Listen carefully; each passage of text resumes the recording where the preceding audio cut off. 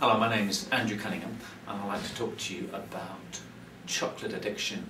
You could also talk about maybe Coca-Cola addiction or cakes addiction. It's really the idea of having sort of these cravings, or uncontrollable cravings or need for these things. Now there's often a pattern, often they're processed, they're sugary or oily, and the client often just feels that really they're sort of out of control. Now, the first thing to remember, of course, is that these foods are chemically active in a certain way. They will shift how you feel, and so really it's important to have an acceptance of that. I mean, in other words, people don't have necessarily addictions to soup or cabbage or apples, for instance. Really, these addictions, these food cravings, are associated with processed, sugary, sweet, fatty foods.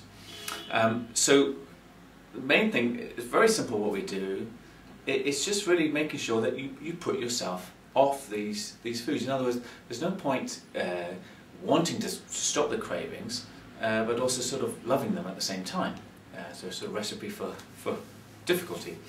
In other words, in the sessions, we deliberately put you off chocolate or chips or cakes.